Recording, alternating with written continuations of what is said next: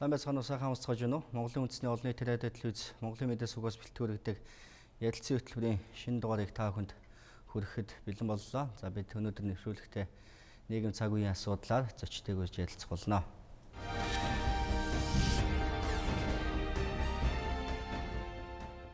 Нэвтрүүлгийнхаа эхэнд би нийгмийн сэтгэл зүйн судалгааны хүрээлэнгийн удирдах зөвлөлийн дарга судлаач Лхагд Оржийг удилаа.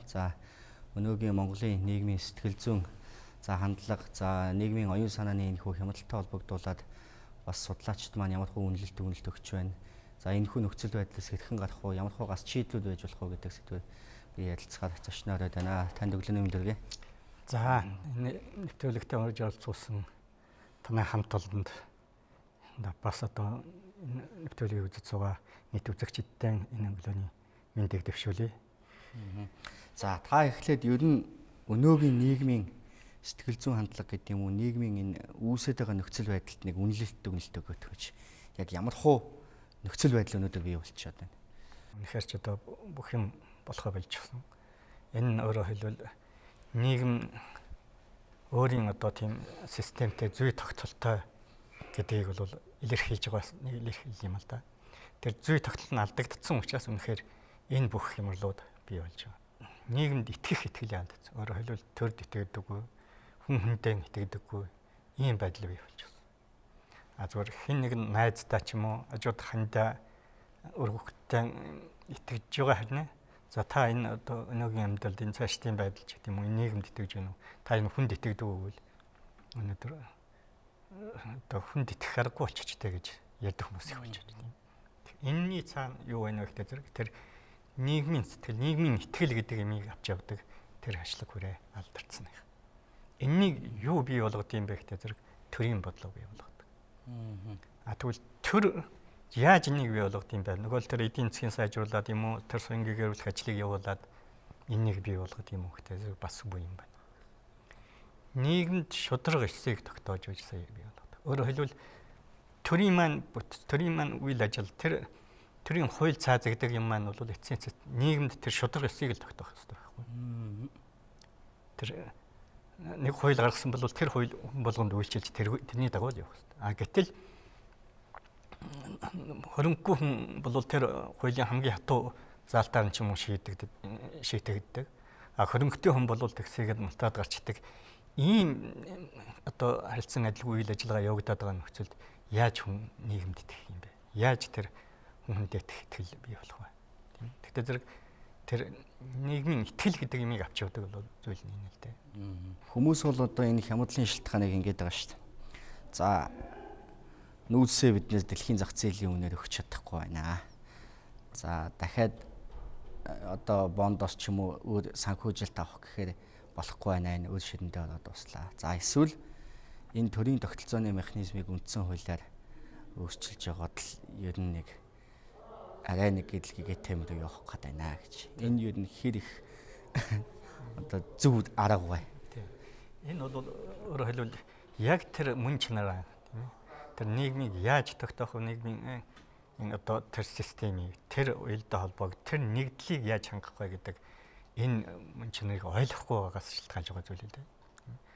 Зүгээр дээр нь муу хүн байх юм бол тэр муу хүмүүс жих юм бол ямар ч их сайхан үндсэн хууль гаргаад ямар ч их тогтолцоо бий болгоод энэ бол тийм сайхан юу болж чадахгүй. Нийгэм болж чадахгүй. Одоо хаант засаглал гэнэ феодалын нийгмэл гэнэ янз янзын одоо засаг төрийн засаглалын янз бүрийн хэлбэр янз янзын улс орнуудад байж тийм ээ. Тэгвэл тэнд ямар үед тэр улс орн одоо ард түмэн аз жаргалтай ямар үед тэр улс орн хөгжөөд байсан юм бэ гэдэг зэрэг гагцхүү тэр ард түмний боддог тийм удирдагчд байж байна. Тэр хүмүүсийн итгэлийг тогтоож тэр урам зоригийг тэр хүсэл тэмүүллийг бий болгож чадаж байж сая одоо тэр юмыг зангидаж авч явж тэр нэгдлийг бий болгож хангаж байж тэр улс орн хөгжиж байсан. Тэгвэл одоо манай одоо эзэн богд одоо Чингис хааны маань тэр их Монгол улсын гэж энэ ч гэсэн бас ялгаагүй. Тэр эзэн богдын өрөө биеийн хаалт гэж сургадаг тийм. Тийм учраас тэр бүгдийн одоо сэтгэлийн тэрний тулд тэр итгэлийг бий болгож өөрөөр хэлбэл тэр шудраг ёсыг тогтоож чадсанаас сая тэр итгэлийг бий болгодог. Тэрнээс биш шудраг ёс байхгүй байхад тэр хүнийг зүгээр нэг хуураач ч юм уу тэр төр зүрийн хэрэгсэл байхаас биш энэ бол тэр сэтгэлийг тогтоогоод аваад явах тэр бүхний сэтгэлийг нэг дор ингэж өдөрдөж зангидах тэр хүч болж чадахгүй л дээ. Шудраг ёсыг бий болгох нь бас нэг арга нь бол гарцаагүй хуулийг жигэд дагаж өмсдүүлэх нэг арга зүйл мөн. Гэхдээ хууль тогтоож байгаа тэр тогтолцоонд шудраг ёсыг бий болгож байгаа зүйл бол одоо ингээд харахаар өөрсдөө таацуулж хууль гаргадаг. Тийм. Олигархад тааруулж хууль гаргадаг. Тэр шудраг ёсны хууль шүүхийг тэр тогтолцоог өөрсдөө ашигтайгаар ашигладаг. Тэгэхээр хуульд итгэх итгэл бас алдраад л байна гэсэн үг шүү дээ. Тэгтээ зэрэг өөрөөр хэлбэл ямар ч тогтолцоо байсан тэнд энд шудраг ус хүн байх юм бол өөрөөр хэлбэл тэр тогтолцоогоо шудраг ус болгочоол байдаг. Хуулиач гэсэн сурлал өөрчлөөл өөрсдөө ашигтайгаар л хэрэглээд байдаг. Тийм учраас төд тийм ухаантай юм уу тэр олныг дагуулж чадах юм уу тэр залтай тэр хөрөнгөтэй хүн биш. Гагцхүү шудраг тийм хүмүүсийг одоо олж шалгаруулж төрд гаргах хэрэгтэй. Төрийн маань одоо бодлогын мөн чанар. Төрийн хүн байхын утга учир бол юу юм бэ хэвчээ. Гэтэл өнөөдөр бол аль нь ч хасан адилхан гэдэг ойлголтыг бол бүр нийгэм зориуд ингэж түгээх гэж. Зориуд одоо түгэж. Хин ч хасан адилхан шүү дээ. Энэ тогтолцоо байгаа нөхцөлд бол ийм л байдаг шүү дээ. Ийм л болчихно шүү дээ. Чинь энийг хүмүүсийг одоо ийм л болгочих. Тэгвэл тэгдвэл байхгүй. Шудраг зарчимч хүн. Үнэхээр одоо тэр нь одоо дадал зуршин болцсон. Тийм шудраг хүмүүс бол нэг байдаг. Мэдээж тэр хүн бол тийм хүмүүс бол цөөхөн л дөө. Шудраг хүмүүсийг яаж олох вэ? Өнөөдөр чинь хэнийг хараад шудраг гэж мэдэх юм бэ? Гэдэг ийм зүйл яригдаж байна шүү дээ. Тэгвэл энэнийг одоо шудраг хүмүүсийг олж тогтоох тэр механизмыг бол бий болгож болно. Жишээ нь за нэр дэвшээд гараад ирж байна. Тэр намуудаас нэр дэвшээд гараад иж байгаа хүмүүсийг. За энэ хүн өнөөдөр ямар одоо бохир зүйлтэй утгалцсан уу юу? Тэр буруу хүмүүстэй нийлж одоо ямар нэгэн тийм буруу үйл ажиллагаанд оролцсон байна уу юу? Тийм ээ. Тэр хүний цуглуулсан хоримтлал нь одоо ямар замаар орж исэн хөрөнгө байна уу? Тэр хүний зан чанар нь одоо ямар хөө юмыг өгшөөж, ямар хөө юмыг дэмжиж, ямар хөө юмыг яг юу яаж байна уу? Барахад дэмжиж байна уу? Энэ хүний тэр зан чанар гэх мэтлэнгээр аль алийг судалж болно. Энийг шалгаруулж болно. Энийг яахын тулд одоо үе шаттайгаар явуулдаг. Тэрнийг яг одоо шалгаруултыг бий болгодог. Тэр дүрм журмыг хүртэл гаргаж ирдэг бий болгож болно шүү дээ. Хүмүүсийг хэрвээ хүний одоо шудраг сонгоё л гэвэл. Гэтэл өнөөдрийн бидний явуулж байгаа маань сонгуульд оролцохдоо цагдаагийн газраас одоо гэмт хэрэг талбагдж байсан уу юу, өөр төлбөртэй юу гэх мэтлэнгийн юмнуудыг авч байна да. Тэгсээр тэр нь зүгээр зарим нэг хүмүүсийг яг одоо хасах шалтгаан болгож ил тэрнийг юу яагаад байгаа болохоос ш яг хүмүүсийг тэр журмаараа сонгож байна уу үгүй л ба шүү дээ. Нөгөө л өөдөд офшор данстай хүмүүсэнтэй эргээл сонгуульд өрсөлдүүлэхээр гаргаал ирж байна. Нөгөө л өмнө нь илэрхий буруу юм хийцэн одоо хулгай хийцэн, луур хийцэн, эрх мэдлийг буруугаар ашиглацсан тэр хүмүүсээ эргээл одоо магтан дуулаад сурталчлаад сонгуульд бүртгэцэнд явж байгаа чинь. Тэгэхээр ийм зүйлийг адаглал дахид сонгуульд оролцуулдаггүй. Энэ журмыг энэ ойлонд оруулж өгөөл хүмүүсийг бол сонгож ялгаруулж болно шүү дээ. Нөгөө талаараа энэ хөгшчүүдийг одоо солиод бүгдийн залуучууд болох хэрэгтэй ч гэдэг юм. Энэ одоо энэ эмэгтэйчүүдийн отыг л одоо нэмэхгүй болохгүй. Энэ бол одоо тийм үг шүү. Тийм. Өөрөөр хэлбэл ямар нэгэн байдлаар мушгиж гойвуулж нөгөө л за эдэн болохгүй бол оронд нь дараагийнхаа өөрийнхөө ах トゥ нөгөө хүүгээч оруулна ч гэдэг юм. Дуур ээжнийхээ хоолнд авах гэдэг шүү дээ. Оруулах гэсэн ийм бодлого цаана нөгөө л хувийн явц үүрэх шиг нөгөө л тэр гарчвал одоо юм сайхан амьдарч болох юм байна гэсэн тэр хувийн явц үүрэх шиг бодлоо ихэнхэд нь яваад байна да. Гэтэл ийм бодлого тийм сайхан хүмүүс бол нийгэмд бол байна. Гэхдээ зэрэг тэнийгэн олж тогтоож гаргаж ирэхин төлөө явахгүй бол улсын маань цаашдын хувьцаа явбал ингэ нэлтэй болно. Шудраг ёсны нэг тал нь хуулийг ягштал мөрдүүлэх, тэгш үйлчилдэг байх, хүмүүр хуулийн өмнө тэгшэрэх байх гэдэг энэ зарчим баг. Шудраг ёсыг тулдаг нэг зүйл нь, нэг баг нь. Нөгөө талд ёс устгууны хэм хэмжээ байх гэж бодоод байгаа юм. Шудраг ёсыг тогтоохын тулд. Энэ ёс устгууны хэмжээ та сая бас төрийн түвшээ дээр тайлбарлалаа. Төр төшөх хүн ямар байх вэ? Бас нийт олон түмний сэтгэл зүйд бас энэ ёс устгууны хэм хэмжээг өндөр болгох гэдэг юм уу? Шудраг ёсыг дээдлэх, тэр үзлийг нийгэмд түгэх гэдэг юм уу? Тэрний тулд ер нь яах ёстой? Хүмүүс шудраг байх гэхээр зүгээр л энгийн зүйл. Ер нь би шудраг хүншүүл гэж боддог болохоос шинчин. Тэр шудраг гэдэг юмыг хүн дандаа өөрөөсөн дээш хүмүүсээс хардаг. Өөрөөр хэлбэл хамгийн хүндэлдэг хүмүүсээс байна, тийм ээ. Ухаан хүүхэд бол одоо аав ээж тэр багш ямар байна уу тэргээр л юм шүү дээ. Ухаан багш шудраг хэрэгтэй шүү гэж байгаад тэгээ өөрөө шудраг ус хийж байгааг тэр хүүхэд харвал нэг шудраг ус гэдэг чинь нэг иймэрхүү хэмжээнд байдаг юм байна да. Зүгээр ингээд сайхан шудраг яриад байж болох нь байна. Тэгтээ бол хувьдаа ашигтай юмыг бол одоо тэнийг авчиж улгайлаач юм авчиж болох нь байна гэсэн ийм ойлголт байна. Төрж эхэлнэ дээ. Тэрүүнтэй адилхан ард иргэд шигсэн тэр нөгөө эрх мэдлийг авчихад тэр хяналтыг тавиад өөрөөр хэлбэл тэр хуулийг хэрэгжүүлэх гэж байгаа тэр одоо үүргийг хүлээсэн тэр төрийн хариуцлагатай тэр хүмүүс маань ямар хуу байна вэ гэдгээр нөгөө шудраг ёсны маань одоо үнэлэмж нь хэмжигдээд тэрнийг даган дуурайх үйл явц нийгэмд явагдаад байдаг. Тэр дээр байгаа хүмүүс сайхан энэний өмнө гач сайхан шудраг юм ярьчихад гадагшаа гараад одоо хувилж байгаа тэрнийг одоо юуны 40% ингээд авчихъя да гэж ингэж яриад байгаа нөхцөлд тэр чинь нөгөө тэр дотор нь явж байгаа улсууд энд сайхан зүгээр телевизээр хаал нэг юм ярьж идэв тэгээд ингэж идэм а гэсэн ийм бодол төрчихтэй зэрэг тэр хүн яаж шудраг юм тэр үлгэлэн дуурайхт шудраг юм гэж бол ойлголт байхгүй.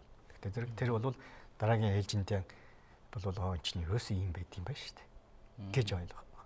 Тийм учраас өнөөдөр нийгэмд тэр шудраг хүн байна гэдэг ойлголт байхгүй. Өөрөөр хэлбэл төр шудраг хүн гарах ёстой юм а гэдэг тийм ойлголт байхгүй болчихно шүү дээ. Тэрд бол хэн ч хамаагүй гаргаж иж болох. Ер нь тэгээд олонний саналыг л аваад гарч ирж ивэл одоо тэгээд болох.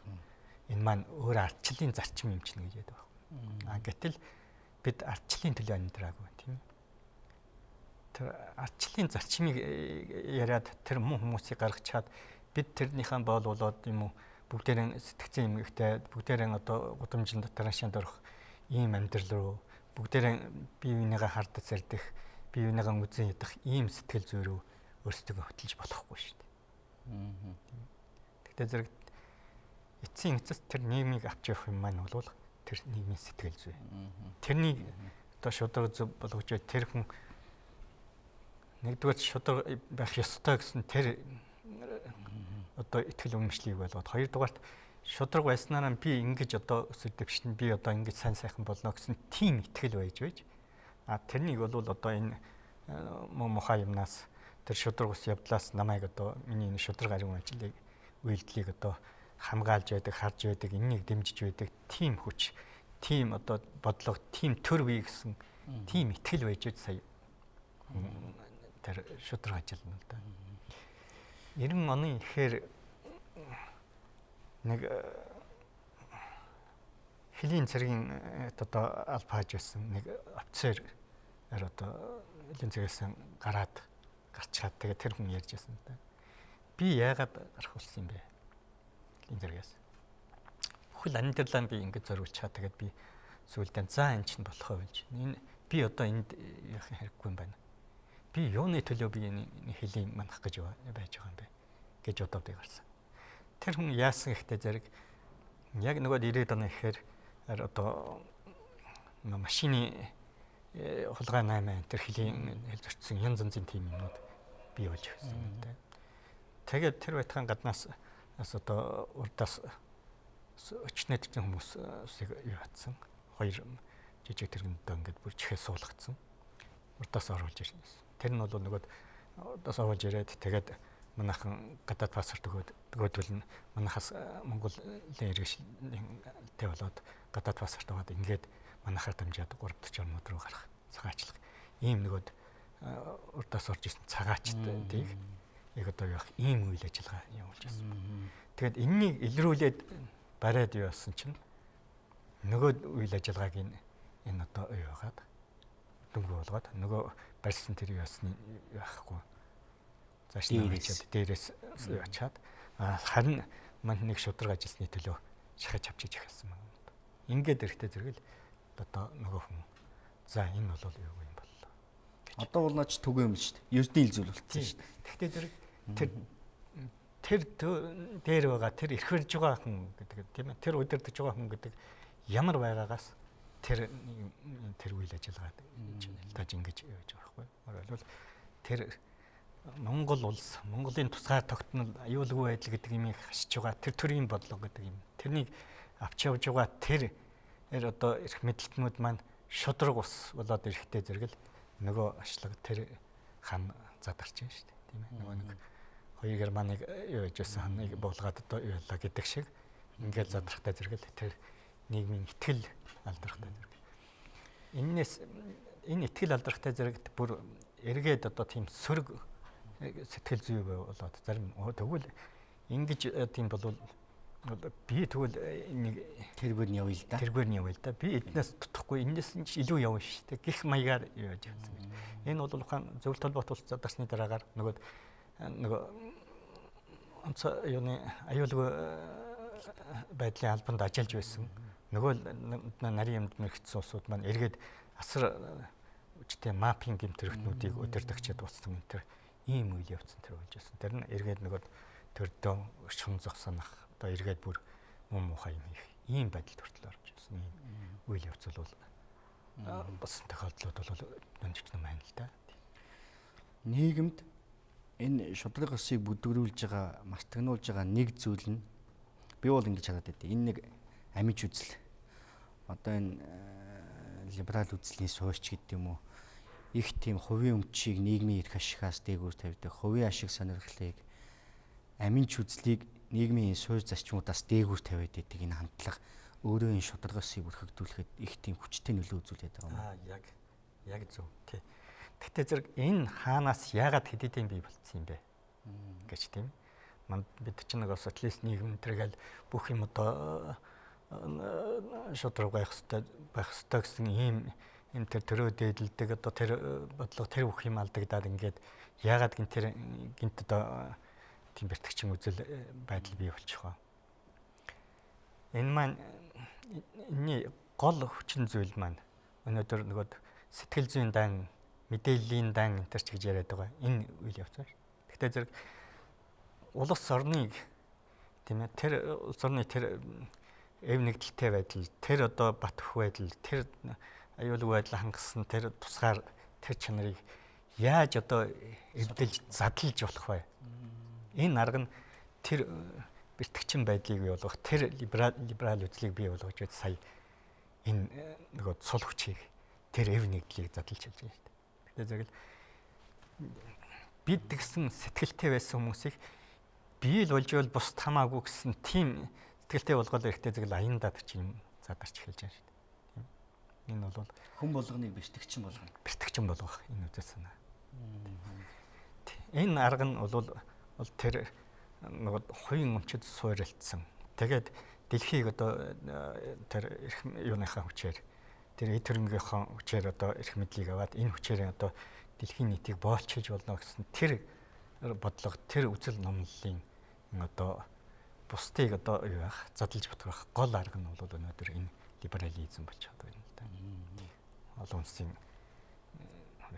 дэлхийн дахин. Тийм ч учраас өнөөдөр дэлхийн дахинд энэ либерализмыг сэргүүцсэн ийм бодлого үйл ажиллагаа энэнийг одоо сэргүүцэл одоо янз янзын ном зохиол лууд хүртэл одоо гараад өдөөгөр чигдэл энийг илчлээл одоо янз янзын юм болж байна л да. Хүн ёс суртахуунтай, шударга, зарчимч, хариуцлагатай байх нь одоо илүү одоо юу гэдэг үнцэнтэй харагдах ёстой байтал өмчтөө байх нь дуз зориг одоо юу гэдэг эрхчлөөтэй байх гэнэ. Тэрийг бол одоо дуз зориг гэж ойлгодог болсон. Тэгээд одоо юу гэдэг тэр үнэлэмж нь өөр болоод эхлэхээр бас энэ нийгэмд аюул тариад байгаа юм шиг байна. Уг нь хүн болгоноос шударга хариуцлагатай зарчимч байхыг шаардах ёстой байтал чи бол эрхчлөөтэй, чи бол хувийн өмчтөй, чиний хувийн эрх ашиг, эд хөрөнгө, үнэтэй машин тэрэг байц савнд амьдрах чинь энэ нийгмийн гол хөдөлгөгч хүч энэ төр гэж ятгахж тайлбарлаад сэхэрүүлээд байхаар тэр хэрэгцээ гэдэг юм уу тэрэндээ дулдуудаж өөрийгөө мөн чанарыг тэгж тайлбарлах гэдэг шүү дээ хүмүүс. Яг. Тэгтээ зөв хүний тийм сэтгэл гэдэг бол нэг талаараа их тийм эмзэг хоёрмтай үйл явц байд юм байна л да. Нэг ухаан хичнээн чиг зөв сэтгэлтэй зөв гэж өөрийгөө бодож байсан тэр хүн одоо ихэнх нь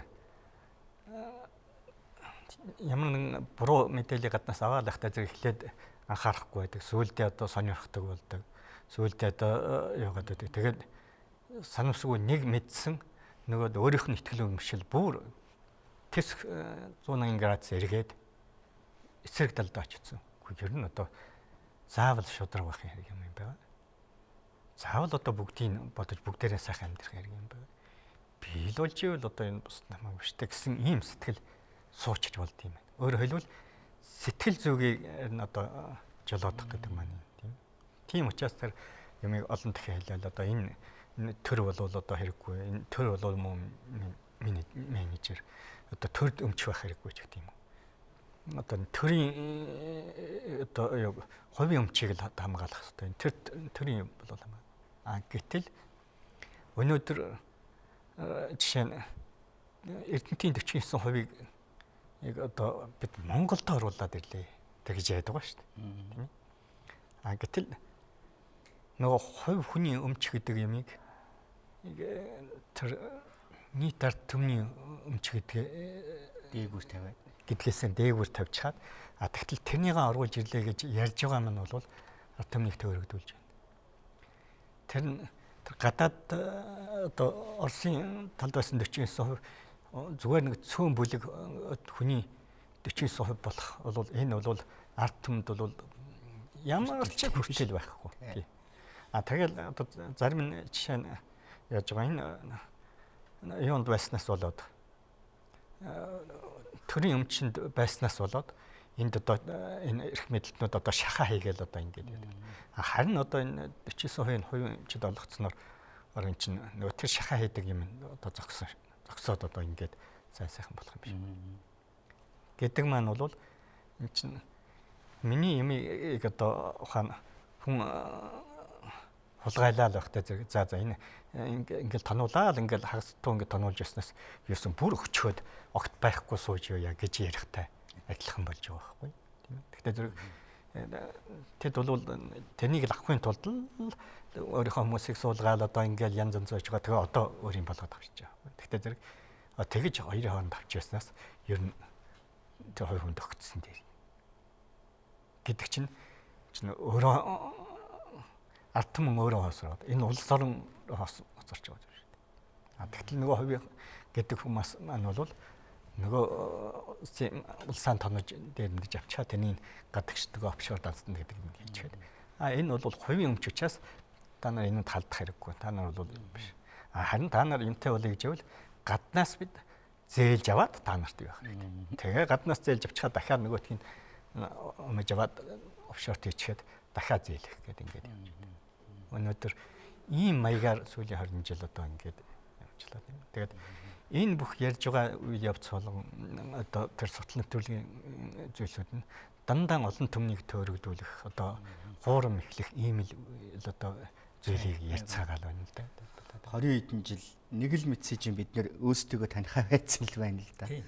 Хүнийг хүн байлгадаг ёс суртахууны энгийн хэм хэмжээнүүдээ бид нар мартаад тэрнээсээ холдоод тэгээд өөр үнэт зүйлтэй хэрэглэн цөөлсөн ийм одоо юу гэдэг хүний мөн чанарыг хамгийн төгс хүн энтер гэж хардаг болтлоо өөрчлөгдсөн байна шүү дээ. Зүгээр энэ шударга ёсыг тогтооход нэг ийм 3 зүйл хэрэгтэй юм шиг надад санагдаад байгаа. Нэг нь бол та сая нэлээд дэлгэрэнгүй байлаа. Энэ төс төсөж байгаа төрийг авч явах хүмүүст шударга ёсны шалгуурыг хамгийн өндөр тэр хаана төгссөн байна уу, гадаадад мундаг дипломтой байна уу, мундаг эрдэм боловсролт. Яг тэр хэрэгтэй л дээ. Гэхдээ тэрнээс өмнө үндсэн суурь шалгуур нь шударга байх гэдэг ийм шалгуур юм байна. За энэ бол төрийн төвшөнд нь. За хуулийн төвшөнд нь хэрхэн хийж болох вэ? Нийгмийн нийт толгойг хамсан ёс суртахууны төвшөнд нь шударга ёсуудыг хэрхэн бий болгож болох вэ? Жишээ нь өнөөдөр ерөнхийлөгч маань юм уу? Улсын их хурлын дарга маань тийм ээ. Тэр туйлын шударга зарчимч хүн байсан бол жишээ нь улсын их хурлын дарга тийм туйлын зарчимч хүн байсан бол тэнд буруу зуруу ярьж байгаа хүмүүсийг та нар юу ярьж байгаа юм бэ? Ингээд улс орно ингээд дээрэмдэх ийм одоо хувилдааны юмыг ингэж яаж та нар энийг өмөрөд яаж байгаа чи ямар хүн бэ? Энэ юу яаж байгаа ийм хүмүүсийг одоо сонгож байгаа тэр тойрог нь буцаач тат энэ хүний. Ийм хууль оруулж ирж байгаа энэ сайд чи ямар хүн бэ? Энэ нэг одоо даруй соль гэх байсан шүү дээ. Гэх мэтлэнгээр ингээд юу яхад бол энийг дор нь одоо юу явах хэрэгтэй байхгүй юу? Засч болдог. Тийм. Тийм учраас тэр төрийн нэрх барьж байгаа мөн гэдэг бол тийм байж аж тэр бус тимийг бол дор нь саад орчилж болдог. Тэгтэл тэр дээр нөгөө хүн буруу хүн байхтай зэрэг нөгөө юмыг ард түмэн хичнээн хашраад тэр чинь тэрнийг солих эрх мэдэл, тэрнийг өөрчлөх, зайлуулах эрх мэдэл бол тэр чинь ард түмэнд байхгүй шүү дээ. Тэр дээд эрх мэдэл барьж байгаа хүнд байна. Тийм учраас л бид тэр төрийн эрх барьж байгаа хүмүүсийн тэнд гарах хүмүүсийн туйлын болгоомжтой тахгүй бол зүгээр энэ өнөөдөр надад юм өгчлөө. Энэ одоо миний найз байгаа юм ч гэдэм үү. Энэ уг нь яг гэмгүй харилцаатай байд юм гэдгээр төрийг ойлгож, төрийн хүмүүсийг тэгж сонгож, төрийн бодлогыг тэгж авч явна гэж бодож тарахгүй л байхгүй. Зүгээр насны барьяас тавьж болох уу? Их худалд 50 хөлсөн. Ерөнхийлөгчд 60 хөлсөн. тэргээд одоо энэ Дональд Трамп чинь 70 гарсан л хүн байх. Ер нь бол ямар нэгэн хэмжээнд энд насны юу бол байх ёстой. Тэр нь яагаад гэвэл зүгээр өнөөдөр залуу хүн эрч хүчтэй одоо шинэ гадаад дотоодод янз янзын сургууль соёл төгссөн мэдлэгтэй чадвартай сайхан залуучууд байна гэж бид нар ярьдаг. Тийм ч байгаа. Тэгтээ тэр амьдралын туршлага гэдэг юм. Өөрөөр хэлбэл тэр цаг хугацааны явцад тэр хуримтлагдж байгаа тэр мэдлэг мэдээлэл чадвар тэр нөгөө үеийн орны хуримтлал гэдэг юм маань бол тэр нас дагаж явуулж байдаг тийм. Жишээ нь одоо суртахууны төлөвшил чинь тэгэх тусам сууж идэг гэж шүү дээ. Амьдралын янз янзын юмыг тэд яваад ирэхдээ тэр мөнгөнд шундаг тэр гинддэг арганд автдаг барьдаг тэр хий бол аяндаа арилдаг тэр чинь яагаад гэвэл тэр их амьдралын олон янзын юмыг амсаж мэдсэн туусан байх учраас.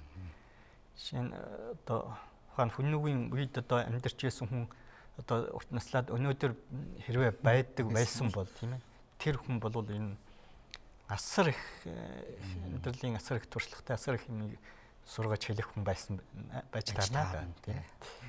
Зүгээр даанчдаа тэгдэггүй ямар ба нэг юм хязгаартай байдаг учраас одоо тийм учраас ямар нэг хэмжээнд ахмад хүмүүс бол шаардлагатай байдаг.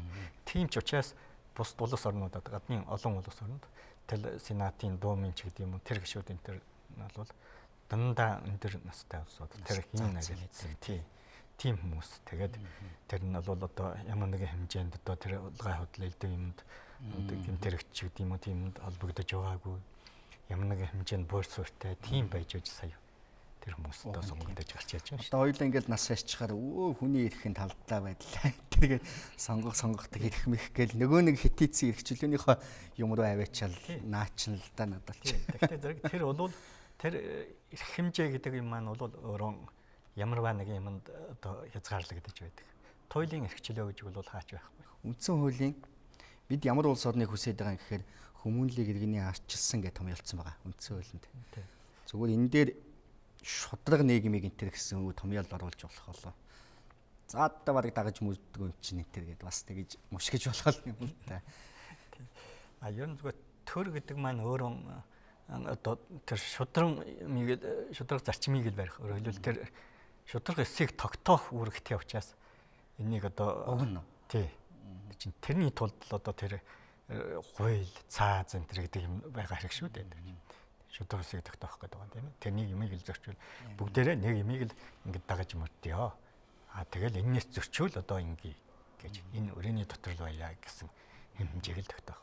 Асуудлыг нээх бол одоо юу гэдгийг Америкийн туршлагаас Европын одоо туулсан замналаас энэ төр гэж хайж яхаар уг нь энэ шудраг эсийг тогтоож исэн шудраг эсийг том эзэнт гүрнийг байгуулах үндэс суурь болгож суур зарчим болгож чадсан их хааныхаа тэр бэлэг сургаалаас л хайж болчих уг нь болцоо биш үү? Ерөөсөн тэр. Тэгээд төр засах гол арга нь болох гэдэг. Тий. Ер нь бол жишээ нь хүн одоо нэг айл өрх байна. Өрхийн тэргүүн одоо за би одоо энэ жамдалаа явж явахаа энэ хажууд айлын цэрэнгийн туршлагыг ч юм уу хуулж ижил одоо би одоо өрхөнд толгойж одоо амбулийнхаа амзуулгыг авч явна гэж яадгүй шүү дээ, тийм ээ. Өөрийнхөө чадвар өөрийнхөө оноор л авч явдаг шүү дээ. Гэтэл өнөөдөр төр барьна гэж төрд гарчихсан улсууд маань гадны туршлагыг сурах хэрэгтэй гэж одоо яваад байна. Гадны зөвлөгөөг авах хэрэгтэй гэж өдий төдий мөнгө төсөвлөл одоо ингээд зарлагдаад байдаг. Энэ маань бол одоо амьдрах наазахын ухаангүй байгаа юм л одоо илэрлэх юм да. Жаа баярлаа. Та бүхэн ярилцлагыг нэлээд өнгөрсөн. Ер нь миний тэгтээ олон түмэнд бас нэлээд хэрэгтэй зүйл ярьсан байх гэж бодож байна. Энэ эдийн засгийн улс төрийн энэ хямдал, оюун санааны хямдлын суур шалтгаан бол ерөөсөө энэ шудраг усны хямдал юм байна л гэсэн дүгнэлтэнд хүрж болохоор байна. Тэрний юм бол тэр сэтгэл итгэлийг тогтоох тэр асуудал орхигдсон өөрөө энэ хямдлыг бий болгочих байгаа юм тийм.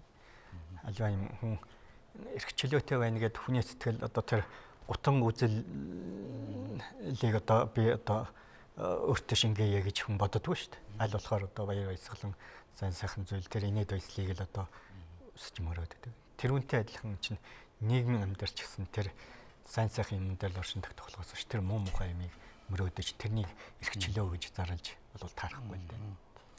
Сайн сайхан шудраг зарчимч хүмүүс аль ч нийгэмд байдаг шиг тэд нэрийгээ олж үлгэр дуурайлуулах хэрэгтэй гэсэн санаа. Манлайлаа болгож тэрнийхээ дааж тэрний тэр юм дээр нэгдэж явах хэрэгтэй тийм ээ. Тэр шударга ёс тэр сайн сайхан зүйл байхгүй бол нөгөө эв нэгдэл гэдэг юм маань ч байхгүй бие биедний итгэл гэдэг юм маань ч байхгүй тэр маань бол тарж утарч байгаа зүйл. Тэгээд энэ дээр явахдаа зэрэг энэ зөвхөн сэтгэл нэгдэх биш эдийн засгч гэсэн нэгдмэл байх хэрэгтэй байхгүй. Гэтэл өнөөдөр эдийн засгаа бид тараачхаад өөрөөр хэлбэл төр тэрнийг хянах ямар чадваргүй болчиход байна. Ухаан тэр офшорт байгаа нөгөө хянахгүй тэр хувийн өмчд бол бид халдаж чадахгүй гэдэг юм бол тэр ямар юм юугаан зангидаж ямар одоо эдийн засгийн талаар төр бодлого явуулах гэдэг юм тийм. Бүх юм хувийн болгочихоо тэгээ тэр нь бүгдээрээ гадагшаа яваад өгөх бүгдээрээ тусдаа явуулчихо тэдэнд нэг хянаж чадахгүй болохоор зэрэг энэ маань төр биш болоо шүү. За баярлалаа. За танаас таны ажиллаж амжилтсан.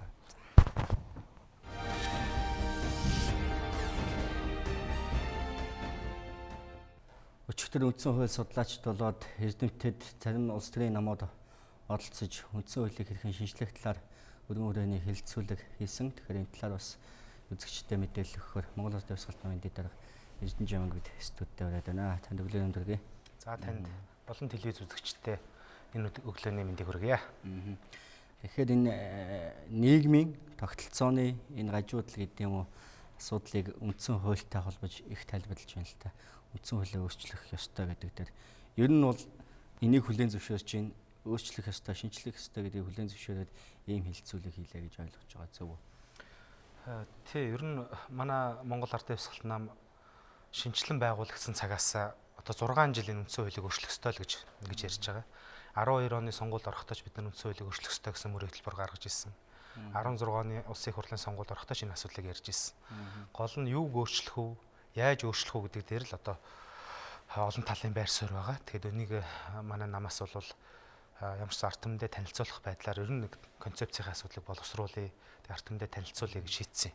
Тэгээ эхнийхээ байдлаар одоо драфт үндсэн хуулийн концепцийг боловсруулсан. Тэгээд энийг Монгол Ардын Явсгал намын гишүүд, тэгээд үндсэн хууль судлаачид, салбарын эрдэмтэд, бусад улс төрийн намын одоо улс төрчдийг оролцуулаад өчигдөр хилцүүлэг хийлээ. За бодлогын гэдэг юм уу зарчмын суурь өөрчлөлтүүдийг юу гэж хааж томьёолж байгаа вэ?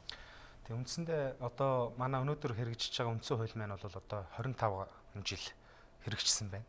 Тэгээ энэ дээр бол мэдээж шилжилтийн үед бол сайн зүйлч их байсан. Тэгээ өнөөдрийн хөгжилд хүргэсэн сайн зүйлүүд ч их байсан. За үндсэндээ бас үндсэн хуулийнхаа зорилтыг бас биелүүлж чадахгүй байгааг бол бас нийгмийн олон одоо гажуудал мухардлууд бас гараад ард түмний амьдрал бас яг ард түмнийхээ хүссэн сансан зорилгоор бол хөгжиж чадахгүй байна л да. Тэгэхээр юм болгонд бол үндсэн хуулийг бол мэдээж бол буруутгах аргагүй ч гэсэн үндсэн хуулийг бас шалтгаалсан бас олон асуудал байгаа. Жишээ нь одоо доктор Үлзий сайхан багшийн одоо хэлснээр бол ингэж байгаа юм.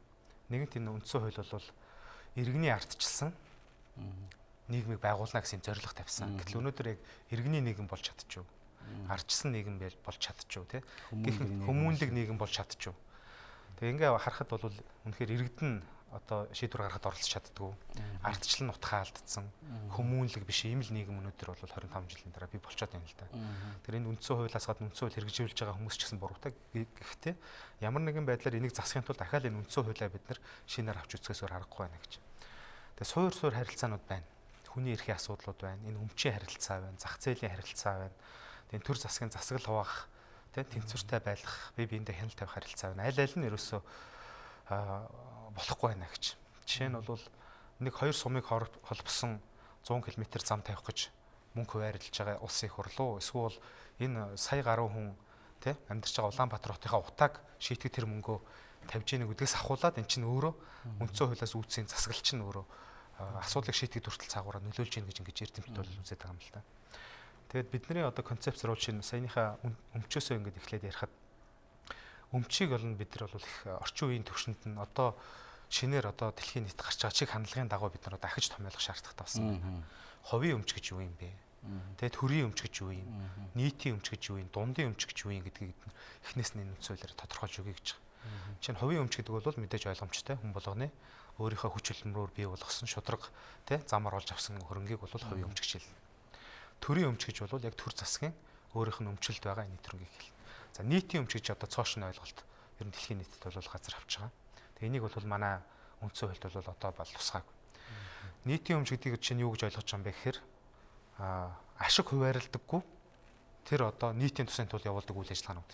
Жишээ нь эмнэлэг, боловсролын байгууллага, шашны байгууллага, магадгүй хэвлэл мэдээллийн байгууллагууд, магадгүй одоо банк.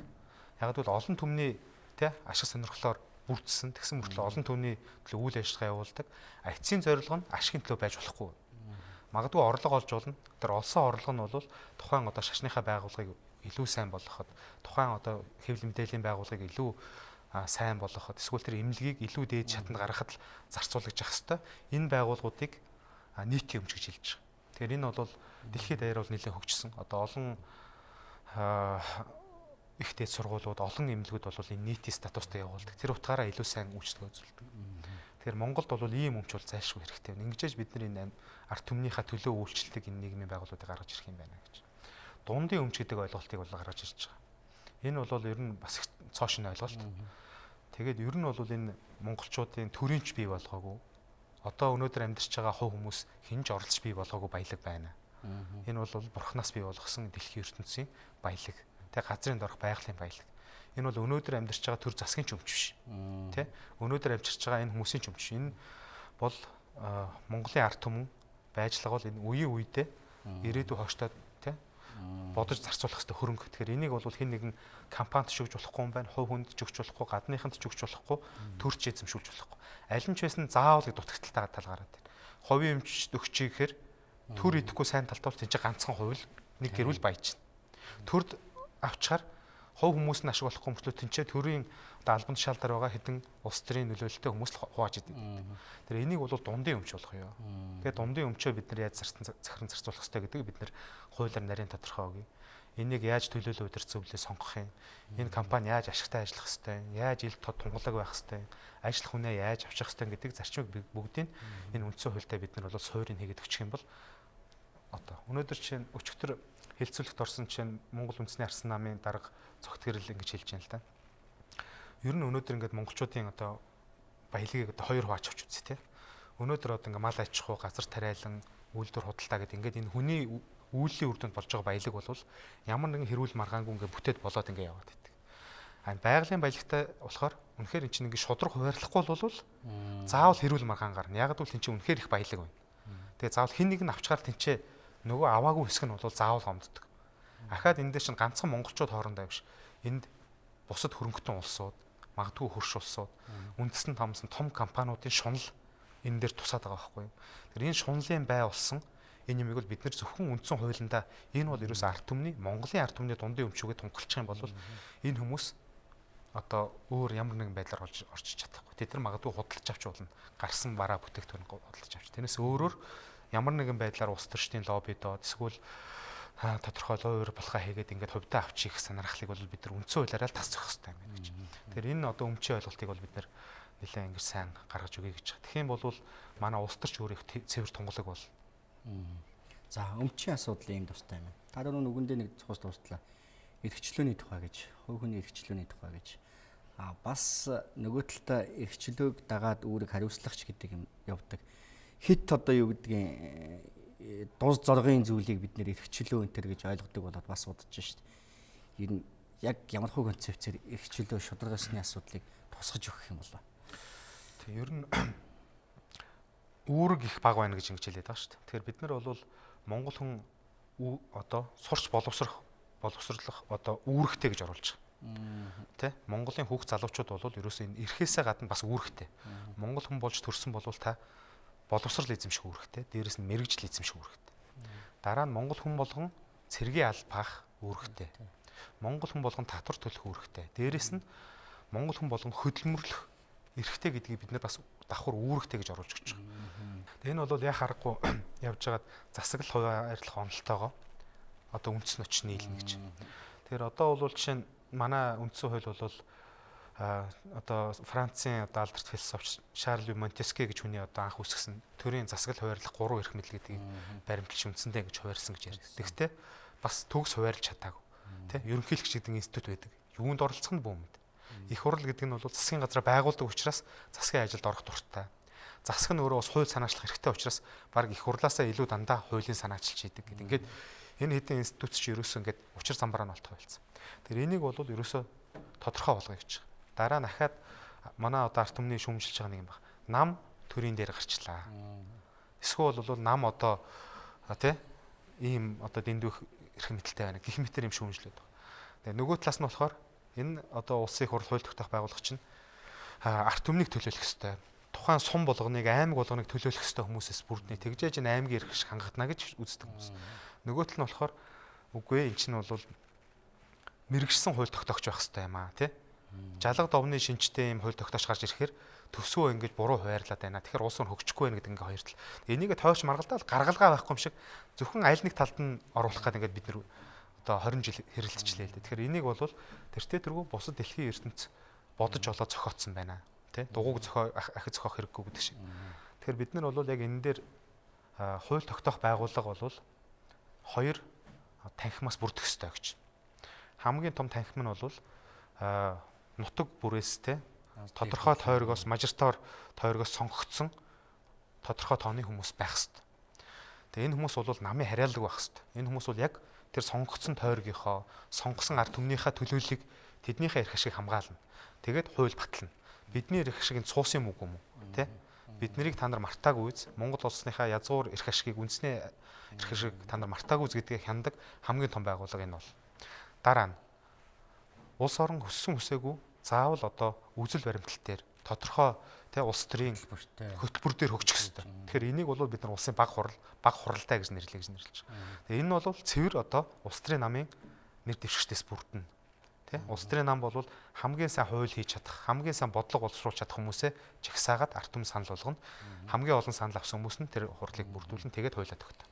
Аль аль нь ижлэх хэрэгтэй.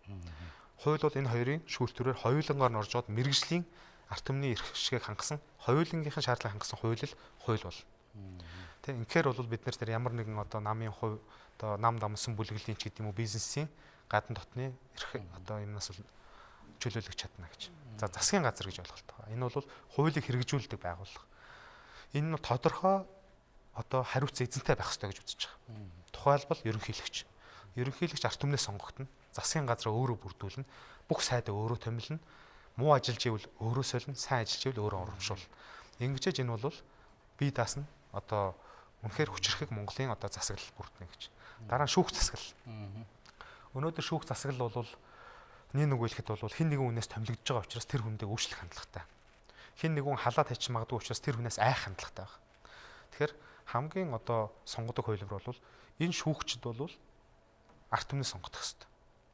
Бүгдээрээ биш юм ахад наад зах нь улсын дэд шүүгэн шүүгчд ард түмнээ сонгогдно. Тэгээд тэр ард түмнээ сонгогдсон шүүгчд босч шүүхийн байгууллага удирдна. Тэгээд засгийн газраас хараад биш, ерөнхийлөгчөөс хараад биш үйл ажиллагаагаа явуулна. Хамгийн шудраг хүмүүсийг бид нэр олно. Энэ хүмүүсийн чинь сонгуулийн зардыг хүртэл төр заавал даах хэрэгтэй. Тэ? Баян хүн ч гэдэг юм уу, эсвэл бус баян компаниас мөнгө авсан хүн энэ сонгуульд өрсөлдөхгүй. Ард түмний нэрийн өмнөөс ард түмнээс сонгогдож байгаа учраас энэ бол хамгийн шудраг хүмүүсийг тэгж олно гэж. Дээрээс нь шүүх, засгийн газар, хууль тогтоох байгууллага хүссэн өсөг төрийн үйл ажиллагаа явуулж байгаа учраас заавал ямар нэгэн урт удаан хугацааны туршид ард түмний эрхийг нэг хаах, богдуулах өөрснийгөө тэ хамгийн том эрх мэдэлтэй гэж үзэх хандлага гардаг. Тэгээ энийг яаж шийдэх вэ гэвэл олон улсад нэлээд одоо бас хэрэгжсэн байдаг. Ялангуяа соёлтой улсуудад хүний эрхийн омбудсмен гэж ойлголт байдаг. Хүний эрхийн элч төлөөлөгч гэж. Тэр бид нар энийг бүр харин Монголын нөхцөл бүр их сайн хүчтэй болгож оруулж ирье гэж бодож байгаа. Энэ хүмүүс яг ерөнхийлөгчтэй адилхан ард түмнээсээ сонгогд. Тэгээд ерөөсөө хүний эрхийг зөрчсөн засгийн газрын шийдвэр байвал очоод зөвлөмж өг. Хүний эрхийг зөрчиж байгаа засаг дарга шийдвэр гаргасан бол очоод хориг тавь. Тэ? Тэгэд энэ хүний шийдвэр яг шүүхийн шийдвэр шиг хүчин төгөлдөр үүшлэх ёстой. Тэ? Прокурор шүүхтэр хүний эрхийг зөрчөөд байныг үл очоод зөвлөмж өг. Хэрвээ тэд нэр үнэхээр хүний эрхийг зөрчсөн тогтоогдоод тэгэд хилмигдүүлэлт ямар нэгэн байдлаар явуулвал энэ хүнд уучлалт үзүүлэх хэрэг байгаа гэж. Жишээ нь магадгүй ерөнхийлөгч одоо уучлал үзүүлдэг штеп.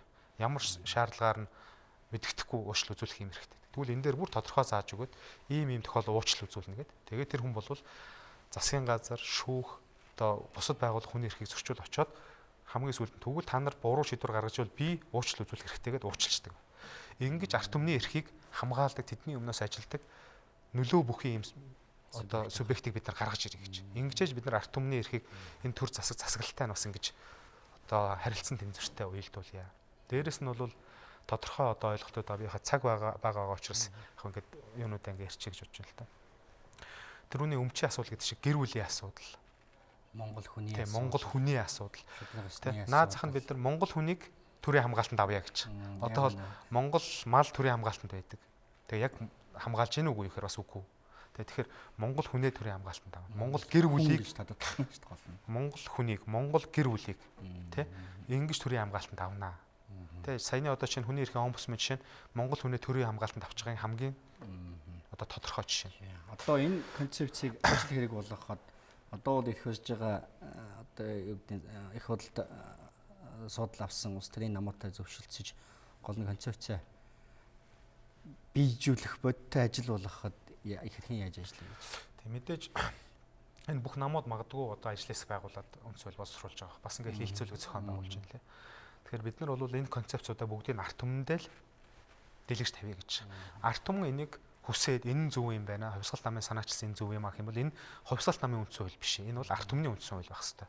Энэ өнөөдөр Монгол ардын намын үндсэн хууль биш, ард намын үндсэн хууль биш, ард түмний үндсэн хууль байх хэвээр. Учраас бүгднгээр нь хэлүүлэлцүүлье. Бүх намыг оролцуулъя. Тэгээ эрх баригчид маань энийг зөв зүйтэй байна гэд үзэх юм бол ард түмнийхээ ашиг сонирхолд нийцүүлээд, үндэсний аюулгүй байдалтай нийцүүлээд, улс орныхоо ирээдүйд нийцүүлээд энэ концепцийг бол батлах болов уу гэж ингэж бодож байна. Тэгээд ард түмэн бол хүчтэй. Тийм. Өнөөдөр төр засаг бидний өмнөөс үндсэн хуулийг шийдэх хэрэг байхгүй. Үндсэн хуулийг ард түмэн баталдаг. За баярлалаа.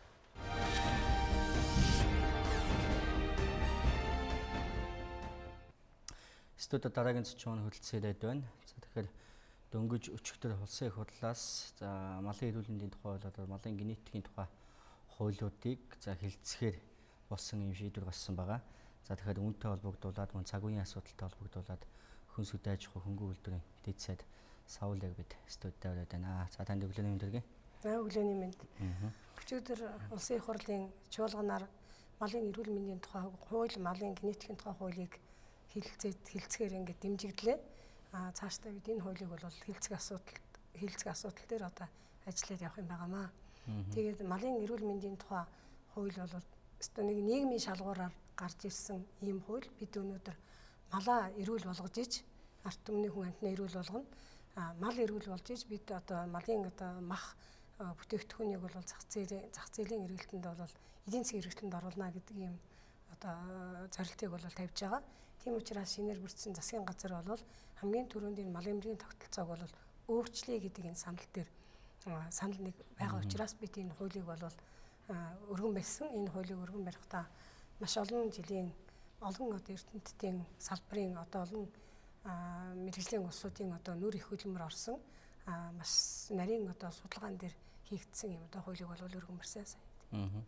За Монгол малыг эрүүлжүүлэх асуудал бол үнэхээр улс үндэстний хувьд бол чухал зүйл байгаа. За нөгөө талаас экспортын чиглэлтэй болоход зайлшгүй Монгол малаа эрүүлжүүлэх гэсэн юм шаардлагуудыг тавьж байгаа. Яг энэ хуулийн зохицуулалт дээр яг шинэлэг ямар зүйлүүд байгаа гэдэг талаас нь та тайлбарлаач. Хамгийн гол нь бид малын эмнэлгийн тогтолцоог бол төр өөртөө авснаар яг энэ одоо малын эмнэлэгт бол мэргэжлийн баг бол ажиллана. Та хүн мэдж байгаа 2008-аас 12 онд намайг энэ яамны дэд зайдаар ажиллаж байхад Монгол мал хөтөлбөр төрөөс малчтын талаар баримтлах бодлого гээд одоо түүхэнд байгаагүй малчт руугаа чиглэсэн маш сайн бодлогод батлагдсан. Харамсалтай нь энэ хэрэгжилт нь бол тэгээ зогссон байсан юм аа. Монгол мал хөтөлбөрийн хүрээнд мал эрүүлжүүлэх асуудал бол маш сайн яригдсан байсан. За одоо энэ хоёр одоо бодлоготой бас уялдуулаад малын эмнэлгийн тогтолцоог өөрчлөөд төр өөрийнхөө мэдэлд аваад одоо малыг эрүүлжүүлэх талаар одоо бид бол 1989 онд Дэлхийн малын эмнэлгийн эрүүл мэндийн байгууллагын гишүүнээр хэлсэн. Дэлхийн малын эмнэлгийн эрүүл мэндийн байгууллагын гишүүнээр хэлсэн тэр орн бол тэр одоо орнуудын хууль тогтоомж дүрм журмыг бол дагаж мөрдөх ёстой. Эний хүрээнд бол энэ хуульд бол өөрчлөлт орж бол шинжилүүлж байгаа. Ингэснээр одоо Монголын мал бол эрүүлж ин гэсэн үг л дээ. Эрүүлж ин энийг системтэйгээр одоо хэрэгжүүлж эхлэнэ гэдэг энэ асуудлыг бол хэлж байгаа. Малыг эмчлэх хэмжээг эзэнтэй болгож ийн гэж яаж байгаа юм бэ? Төр бүх юмаа эзэнтэй болгож байгаа гэж та нар ойлгож болно те. Ер нь эзэнгүй эцсийн ч бас байхгүй л дээ. Бас тэгж үгүйсгэж тууширч болохгүй. Гэхдээ босоо удирдлагатай болгож ийн. Босоо удирдлагатай болно гэдэг чинь одоо яам өөрөө болсон хүчний мэдээж ихэнх нөгөө улс төрийн шалгуураар биш яг мэддэг чаддаг улсуудыг яг энэ мал эмнэлгийн одоо бүтцэд оруулаад ажиллуулна гэсэн үг байхгүй юу? Гэснээр бид болсон хүчний бас давхар бас бэлдэж байгаа. Мэдээж малыг эрүүлжүүлэхийн тулд бас лабораторийн асуудлуудаас яригдана. Мэдээж вакцин, тарилга, туулга, эмчилгээний одоо бүх асуудлуудын дотор цогц арга хэмжээнүүд яригдахаар энэ хуулинд зохицуулагдчих орсон байгаа. За өнгөрч байгаа 7 хоногт бас та Зөв аймагуудад ажиллаад ирсэн байгаа. Ер нь бас өдөөгийн нөхцөл байдал газар дээр яг энэ малын эрүүл мэндийн асуудал, өвчлөлийн асуудал, гоц халдварт өвчний асуудал бас ямар хувь байх шиг байна. Хүмүүс бас тодорхой саналууд бас хэлсэн юм лээ. Өнгөрсөн 7 хоногт шадар сайтаар ахлуулсан баг 103 аймгийн өвлжилт хүндэрсэн газрууд дээр бид нэр ажиллаж ирсэн. Энд бол Дорнод, Сүхбаатар, Хинтээ аймагуд дээр ажилласан. Яг газар дээр нь ингээд яваад очиход бол цас бол нэлээд орсон. Цагаагаар маш хүйтэн цасан тагтарсан учраас малын хөл бол гэмтсэн. Ийм одоо хүндрэлтэй асуудлууд гарч байгаа юм байна. Тэгээд шадар сайд бол газар дээр нь малчтад бол бас өвс тэжээлийг нь хөргөж өгсөн. Зарим газруудад бол төрийн тусламжийн машин тэрэг тэгээд бас манай одоо гоц халдвартын одоо голон туулсан зарим газруудаас дүүк машиныг аривтгалын тийм одоо тусламжуудыг бас үзүүлээд газар дээр нь мэргэжлийн улсуудаа авчаад өвлжилтийн хүндрэлтэй тэмцэх талаар нэлээд ажлуудыг хийж эхэлсэн. За энэ тал дээр бол Зөв аймагуд дээр бол манай хөдөө аж ахуйн салбарын талаар нэлээд асуудлууд гарсан. Ихэнх хувь нь бол малын эрүүл мэндтэй холбоотой асуудал байсан. Энэ дээр бол Сүхбаатар аймагт бол малын цэцэг өвчин гарч байгаа. энэ асуудал дээр ер нь бол өмнө ч гэсэн та бүхэн мэдж байгаа 2010 онд бас 103 аймагт шүлхийн өвчин гараад орон даяар гамшиг зарлаад бас би яг ахалж ажиллаж исэн. Тэр шиг одоо зүүн аймагуудын малын гоцгалтурт өвчний талаар бас анхаарахыг бас ард иргэд малчдыг анхааруулж байлаа. Тэгээд 2015 оны 1 сард одоо Сүхбаатар аймгийн Баруун урт сумд цэцэг өвчин гарсан. Тэгээд өдий хүртэл яагаад дарагдахгүй явж байгаа гэдэг асуудлыг бас ард иргэд ярьж байгаа юм байлаа. Би түрүү нүрт чинь хэлсэн бид бол 89 онд бол Дэлхийн малын эмнэлгийн эрүүл мэндийн байгууллагын гишүүнээр элсэн усууд бид нар бол энэ гоцгалтурт өвчнөдийг тэмцэхэд энэ одоо Дэлхийн малын эмнэлгийн эрүүл мэндийн байгууллагын стандартын дагуу ажиллах ёстой. Тухайн үед энэ өвчнийг гарч байхад яг тэр стандартын дагуу бас устгал хийгдээгүй жоохон цалгартсан тал бий. Тэгээд энэний хороо шиг нь бас ингэж нөлөөд газар авч байгаа гэж одоо бол бас тийм одоо ойлголтыг би бас тийм дүгнэлтийг би бас одоо бас урд өмнө ажиллаж исэн хүний хувьд бас хэлмээр байна. Тийм. Зүүн аймагуудын хувьд бол нөхцөл байдал нэлээд хүнд байдаг. Баруун аймагт харин уг нь сүүлийн жилүүдэд нэлээд одоо юу гэдэг малын гоцгалтурт өвчл бүртгэдэг. Бас энэ бүс нутгаар нь эрүүл бүсгээд салгаад одоо задлчи баруун таван аймгийг гэсэн нэг тиймэрхүү зүйлс явж ирсэн. Сая нэг бүхэн мялцангаар өвчилсэн асуудал гарлаа шүү дээ. Энэ зүгээр хөдөө аж ахуйн гэдэг юм уу мал өвчилсэн шиг тийм бүс нутагт голомттой гэж бүртгэгдээд бас давхар явчих ямар асуудал болчихдөг юм болоо. Ер нь бас давхар явчихаа шүү. Ер нь Баруун аймгийг бид 2012 онд засгийн газрыг хүлээлгэж өгөхдөө эрүүл ус гэж хүлээлгэж өгсөн. Тэгээ эрүүл ус гэд ягаад гэвэл энэ нь вакцин таригдаагүй малын гоцгалтурт өвчин гараагүй эрүүл ус байсан. Дараа нь бол харамсалтай шүлгийн өвчин тэнд бол гарсан. Сая тэгээд бас мэлзэн өвчин гарлаа. Энэ өвчин бол үндсэндээ бол дарагдлаа. Энд бас нэг юу байна л да бас хил дамсан гоцгалтурт өвчин одоо бас нөөрлж байгаа тал бий. Энэ маань өөрөө мэлзэн гэдэг өвчин урд өмнө Монголд байгаагүй.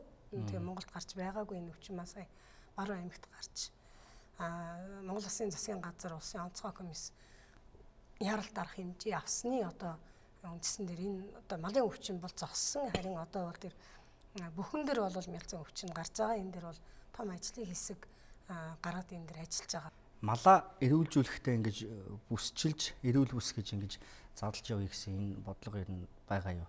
Яг эрүүлжүүлэх хөтөлбөр маань ямны хэмжээнд ямар бодлогоор явж байгаа юм бэ? Мэдээж бид малаа эрүүлжүүлэхдээ Монголынхаа бүх малыг эрүүлжүүлэхийн төлөө ажиллаж байгаа тийм. Гэхдээ харамсалтай нь хил дамсан өвчнүүд бол манад орж ирж байгаа учраас зарим бүсэд бол малын гоцгалтурт өвчин гарч байгаа тийм. Өнөөдөр Монголын бүх мал өвчтэйг бол бас үгүй. Манад бол эрүүл бүс байна. Төвийн бүс маань эрүүл. Баруун бүс маань сая хідэн Ховд аймаг тэгээд Баялгийн 2 сум, Усын 2 сум бас бусд нь бол эрүүл шүү дээ. Тийм учраас бид бол бас энэ эрүүл бүсийг бас хамгаалахын төлөө ажиллах ёстой. Зүүн аймаг гэхэд ч гэсэн Дорнот аймаг бол одоогоор бол гоцгалтурт өвчнөөс бол эрүүл байгаа. Ингээд эрүүл бүсүүдийг бол цаашдаа бид хамгаалж авч үлдэх ёстой. Энийний тулд бол малыг бид нар бол бас бүрэн вакцин зөвлөлтөнд хамруулж бас малыг одоо угаалга туулганд хамруулж мал эрүүлжүүлэх ажлыг бол системдээ хийх ёстой. Үүний тулд бас малчт маань өөрсдөө бас хариуцлагатай байх хэрэгтэй.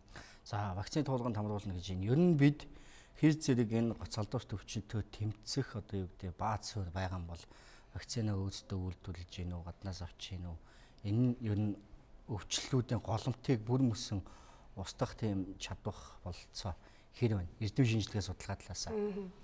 Манай Монголын маань хөдөө аж ахуйн салбарын эрдэмтэд бол мундаг олон улсын эрдэмтдийн зэрэгцсэн тийм эдлэгтэй чадвартай. Бас малын эмчнэр маань ч гэсэн чадвартай мундаг байгаа. Манай биокомбинатад бол 17 төрлийн вакцин үйлдвэрлэдэг, 50 хэдэн төрлийн нийтд ийм био бэлтгэл үйлдвэрлэдэг. Тэр дотроос 17 төрлийн вакциныг үйлдвэрлэдэг юм. Тэр дотроос шүлхийн мялзан хоёрын вакцин үйлдвэрлэдэг юм билээ. Яг ийм өвчнүүд гарахад бид бол гаднаас нэг вакцин аваад идэг юм тэр. Цэцгийн вакциныг бол дотооддоо үйлдвэрлэдэг. Цэцгийн вакцин дээр нэг зовлон байгаа юм л та биокомбинатад. Юу гэвэл дүүхийн эдийг нь цуглуулад 45 хоног юм. 45 хоноод вакцина үйлдвэрлэхэд нэг удаагийн үйлдвэрлэл дээр 500 мянган тонн вакцин үйлдвэрлэх хүчин чадалтай. Ингэхлээр энэ 500 мянган тонн вакциныг бол бид 500 малд тарих хэрэгтэй байхгүй юу? Гэтэл Дэлхийн мал эмнэлгийн эрүүл мэндийн байгууллагын биднэрт өгсөн стандарт нь юу гэвэл энэ одоо өвчин гарлаа гаднаас нь дотгошоо хомж нэгэн зэрэг нөгөө малыг тарих ёстой. Гэтэл 500 мянган мал биш тэр дотор 50000 малыг бид тарих ёстой үстэй тий. Тийм учраас биокомбинатын яг тэр цэцгийн вакцины дээр бас хүчин чадал нь хүрэхгүй байгаа тал би ингээд тийм учраас сая манай одоо сэргэлэг сайт Оросын холбооны улсаас цэцгийн вакциныг бол бас очиод гэрээ хэлцээр хийгээд нийлүүлж байгаа. Өнөө 23 мянган тонн вакциныг бид нар нийлүүлээд ихний 5,000 9,000 тонн ирсэн байгаа. Тэгээд үлдсэн нь утгагүй бас 90 өнөөдөр ихэд 9 сая тонн вакцин цэцгийн вакцин бол бууж байгаа. Тийм учраас биокомбинатын хүчин чадлыг бол дээшлүүлэх ёстой. Монголын улстай бас манайх бол хамтын гэрээтэй ажиллаж байгаа. 25 сая еврогийн одоо дэмжлэгээр биокомбинатын шинжилгээний асуудал бас яригдчихэж байгаа. За баярлалаа таны ажилд амжилтсаа. За баярлалаа. Үзэгчтэй Бямбгарыг өргөдөг ярилцсан хөтөлбөрийнхөө шинэ дугаарыг та бүхэнд хүргэлээ. Сайхан амраарай баярлалаа.